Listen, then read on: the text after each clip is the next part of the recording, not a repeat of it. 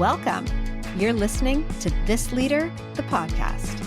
If you lead people and are seeking the transformational, high-impact secrets that will lead to greater joy and fulfillment in your work, will optimize your team performance, and will help you create a happy, highly productive workplace, then you are this leader and you're in the right place. I'm your host, Claire Laughlin, and each week my guests and I will explore the mindsets, techniques, and actionable strategies that will help you build the career, team, and organization of your dreams. Because I believe no one should have to suffer in a dysfunctional workplace. Let's get started. Hi there. Hey, have you ever felt like the daily grind is just draining the life out of you? Because I was reflecting on many conversations I've had over the past few months, and I'm really sensing a theme. Many people are feeling overextended and drained. And when I dig deeper and reflect on individual conversations, I discover that it's not that any of these folks that I've been talking to don't like their jobs. I mean, in most cases, it's not that, but rather it's because they're spending too much time on tasks that exhaust them and not leaving enough time for the work that brings them the most joy, energy, and fulfillment. I see this all the time, and I have a lot of personal experience with this too. How about you? Does this ring true for you? Do you ever have those days where you know you've been busy all day, but you haven't done the things that really resonate for you? Today, I want to dig into something that can completely transform how you feel day to day and how you lead others. And that is working from your strengths. We're going to talk about real, evidence based ways to identify where your natural talents and abilities lie and how to structure your work around those strengths. Small shifts in this area can make a massive difference in your energy, your impact, and yes, even your bottom line results. But here's the thing, this isn't just about feeling good, although that is certainly important. It's about creating an environment where everyone on your team can work from their strengths too. When that happens, well, the feeling is amazing and the results can be extraordinary. So, what are strengths and why do they matter? Let's talk about that. Let's start with what I really mean when I say strengths. I'm not talking about skills or competencies that you've developed over time and simply learned to be good at. I'm talking about those innate talents and abilities that you were born with that, when paired with skills and competencies, truly energize you and give you an amazing competitive edge. So, if I can use a metaphor here, it's like the difference between driving a car with bald tires on ice, wheels spinning, spinning, spinning, versus driving a car with, say, new, perfectly balanced tires on an open road in perfect weather, right? That is some traction right there. When you're in your strengths, you experience flow, those moments when you're so absorbed in what you're doing that you lose track of time. Work doesn't feel like work. And at the end, you still have energy left over. That's a clue that you're operating in your strengths, and it's such a great feeling. When I discovered the world of strengths, it was a game changer. You see, for years, and I mean years, I operated within a paradigm that the real value I could bring to the workplace was tied primarily to my ability to persevere and be a workhorse and a producer, Give me a job, I'll get it done. But let me tell you, that is not particularly unique, nor is it my highest contribution. But I was getting results and I was being rewarded for my hard work. I mean, I was mostly making my managers happy, but I was exhausted and unhappy. And I knew deep down that I wasn't playing to my full potential. And then, of course, there was the time I got fired. And honestly, I can easily trace that back to that job being a complete misfit for my personality.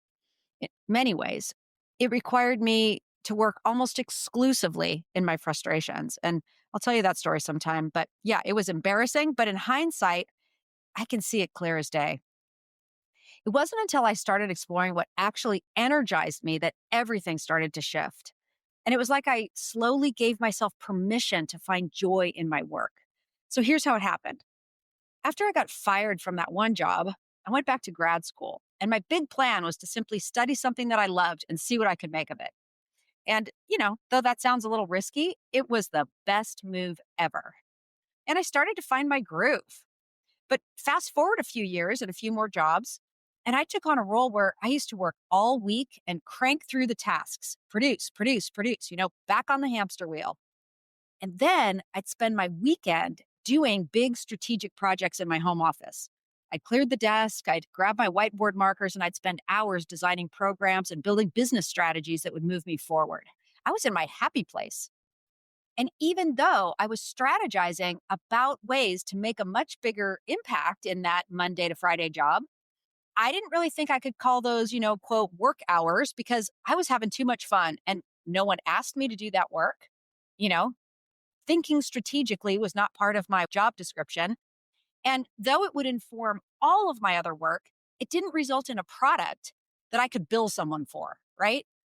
So looking back, it's kind of funny. I honestly wish I'd had a mentor who could have told me that the work I was doing on the weekend was actually my most valuable contribution, and I should really pay more attention to that skill set. That definitely would have saved me a few years. I mean, think about it. I wasn't valuing my talents as I should have been. I was reserving my best work for my weekends, and I wasn't sharing it widely. Honestly, if my manager at the time had been able to see what I see now, he would have probably leveraged it because he was a very strategic thinker. Anyway, I eventually took some assessments and discovered that I could be really good at identifying challenges or problems or opportunities and inventing ways to solve those, and then designing the right path forward. But here's where it gets interesting. I was also able to pinpoint and easily describe what I'm not good at. And over time, I become a lot more comfortable acknowledging and even sharing that. Here it is. I'm not great at tracking details. I have to admit, I have my systems to help me succeed, but too many details drain the life out of me. And, I'm more inventive and disruptive. On the DISC assessment, my S stands for steadiness. Man, it is in the tank because I like every day to be different. And I struggle sometimes just to maintain a routine. Now that I know these things about myself, I can act accordingly and support myself, right? I can lean in to the things that I'm best at, and I can partner with other people to fill the gaps. And that's what I want for you, to know your strengths and your frustrations so well that you can organize your work and your team around them. So, how do you identify your strengths? Let me share 3 approaches. The first is through formal assessments. There are several excellent tools out there. I mean, any assessment that gives you insight into how you work is important. But there are several tools, and my favorite is the Working Genius model by Pat Lencioni and the Table Group. It's simple, it's practical, and it's immediately applicable to your daily work. The Working Genius identifies 6 types of work contributions: wonder, invention, discernment, galvanizing, enablement, and tenacity. And out of those 6, right, for all of us, because we can all do all those things, but everyone has 2 of those that are sort of natural geniuses that rise to the top, that give us more energy and flow. And 2 areas that we call working competency, where, you're good at those things and you can do them, but they're not going to energize you as much. And then there's 2 of those that kind of fall to the bottom, and we call that working frustration. And that's, those are the areas that really drain us. And when you understand this and you can see it in yourself, you suddenly see why certain types of work exhaust you while others energize you. And even better, you understand why your team members respond differently to the same tasks. Okay. So that's formal assessments. Second approach is self reflection. Like, really just reflect on yourself and think about these questions. When was the last time you were so absorbed in work that you lost track of time? What kind of problems do people naturally come to you for help with? And what activities make you feel energized even when you're tired? And what work would you do even if you weren't paid for it, and why? What is it about the work that's so motivating? The answers to these questions contain valuable clues about your natural strengths. The third approach I want to talk about is just getting feedback from others. Sometimes our strengths are so natural to us that we don't recognize them as special. We just think everyone can do them, right? So ask 5 people who know you and your work well and say, what do you think I'm exceptionally good at? Because their answers might surprise you. Now, I want to talk about why this matters so much. There's a real cost to ignoring strengths, both for you and for your team. When we operate outside our strength zones for too long, we get depleted. We're working harder, but we're actually accomplishing less. We're more likely to burn out, disengage, or even quit.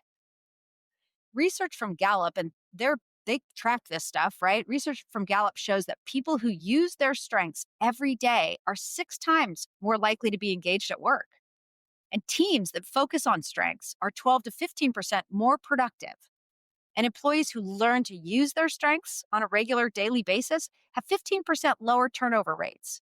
Plus, here's the thing, you are going to get the best quality work out of someone if they get to work in their strengths. But here's the real kicker, operating from your areas of frustration, it doesn't just drain you, it blocks your impact. The work you produce in your areas of frustration will never be as good as what you can produce in your areas of genius, hands down. For example, I'm great at knowing that I want to collect data and that I need a dashboard to track my metrics. I'm good at knowing those things, but I am not at all good at collecting the data or ensuring that it shows up properly on a spreadsheet or designing the spreadsheet to hold the data. Nor am I great at tracking along with the data on a consistent, regular, routine basis without some help. I need help there. That's all. So, if you really want to excel in life, I want you to get to know your strengths and align your work with those strengths. Remember the car on ice versus the car on that perfect road? That's what I'm talking about. I want you to get that experience of traction, real traction. And since we also need to rely on others to get work done, you're going to want to bring this magic to your team. So far, we focused on your strengths as a leader. But the real magic happens when you apply this strengths based approach to your entire team as you get the work done. Let me give you an example from my own business. When my business manager, Marissa, first started working with me, I wanted to keep her happy and engaged. So, what did I do? I gave her all the work that I found most interesting and energizing. The inventive work, the creative, hey, it's a blank page work. Meanwhile, I kept for myself all the detail oriented planning work that drained me because I thought it was the hardest and least fulfilling, and I didn't want her to get bored. I thought I was being a good manager. But here's the irony, the work I thought was exciting was actually more stressful for her. And the work I wasn't giving her, that was meanwhile making me miserable, was right in her zone of genius. So thank goodness we both took the Working Genius assessment right away and we realized how backward our arrangement was. Once we reorganized our activities to align with our natural strengths, everything changed. Our productivity went up, our stress went down, our business grew faster than ever. So that's the power of strengths based work allocation. It's not just about feeling good, although, of course, that's a worthy endeavor, but it's about getting better results with less effort. Now, I want to acknowledge that some of you might not feel the freedom to redesign how you work. Some of you work in places with rigid job descriptions and specific roles that specific people need to fill. I hear this, especially in public agencies that I work with. They'll say, we can't have people working out of class. We have job descriptions. We give people opportunities based on seniority, not strengths. And I get it. Organizational constraints are real, but I'm going to challenge you to think differently. Even within structured environments, there are ways to let people work more from their strengths. Here's 3 strategies that I truly believe can work in any organization. First, task trading. Like, once you understand the strengths of your team members, look for opportunities for people to trade tasks within a job class. Maybe someone on your team loves the data analysis that you find draining. Well, you could take on some of the creative problem solving that they struggle with, right? So trade a little bit. Second, process adaptation. Look at how tasks are done, not just what tasks are done. Someone who isn't great at detailed work might still be responsible for a detailed process, but maybe they could approach it differently, like using technology or checklists or collaboration to compensate for their natural tendencies. I told you earlier, I'm not so good at tracking. I know I need to track data, but I kind of get bored with it. But if I build it in to my weekly meetings, that makes it much easier. So, third, role sculpting. This is about adjusting the emphasis within an existing role. So while the core responsibilities might stay the same, you can often shift the focus to leverage strengths. For example, someone who has really strong relationship skills might spend more time on the collaborative aspects of their role, while someone with great analytical strengths might focus more on the data driven aspects, right? Make sense? The key is to start the conversation. Ask your team members, what parts of your job give you the most energy? Where do you feel you make the best contributions? And what tasks consistently drain you? Then look for creative ways to realign work while still meeting the organization's needs. Small shifts can make a really big difference. So, to make this easier, I got a great resource for you. It's called Reclaim Your Work Joy, and it will walk you right through 3 powerful ways to sculpt your role for maximum fulfillment. Come on down to the show notes and find the link to access this resource, okay? Or find me on Instagram, send me a message on Instagram, and I can send it to you that way. Just ask me there. So, at Claire Laughlin Consulting. Before we wrap up, I want to mention that understanding strengths isn't just for the workplace. It can transform your personal relationships too. I thought I had my husband, nicely pegged with what his strengths were. But when he finally took the Working Genius assessment, he actually turned out quite different than I thought. And I realized that just because you see someone in action doesn't mean you really understand where their joy or their motivation comes from. So it's really important to ask. And I discovered that he and I both have a genius of discernment. So we can both think we are right about a lot of things. And there's times when we can't both be right, like when we're making decisions about what color to paint the walls or whatever, right? So, but understanding this has helped us navigate some of our differences. Like he lets me be right sometimes and make the decision and just go with my gut, even if he doesn't see how it's going to work. And I've actually really learned to step back and realize there have been many times that I pushed back hard on things he wanted to do, but he did them anyway. And now I'm like, oh, thank goodness you were in the driver's seat on that decision because I really would have made the completely wrong choice. And that really helps me. He's a discerner too, and he has really good instincts. So that's how it goes with strengths. Understanding them helps us appreciate each other more and collaborate more effectively. So here's what I want you to consider. Which part of this strengths journey resonates most with where you are right now? Could you start with one small step this week? Tune in to the activities that give you energy versus those that drain your energy. That's a great place to start. This alone will help you start to build your awareness of your strengths. And of course, if you're ready to go deeper, consider taking an assessment like the Working Genius. It's only $25 at workinggenius.com, and it can give you valuable insights into your natural talents. It's well worth the investment. And if you're already clear on your strengths, but struggling to apply them at work, challenge yourself to have a conversation with your manager or a team member about how you might realign some of your work to better leverage what you're good at. I like to encourage people to go and really write down the work you find most energizing and how it reflects your strengths. And of course, if you need a team workshop to help you bring these concepts to life, call me. I do these all the time, and they're so great. They're fun, they're energizing, and very insightful. So remember, leading from strengths doesn't have to be about grand gestures or complete overhauls or, leave your job and try something new. It's really about creating consistent, intentional actions that align your work with your natural talents. It's about creating space where you and your team members can operate in your zones of genius more often. So that's it for today. Thanks so much for listening. If you haven't subscribed yet, please do so as it helps us grow and spread the word.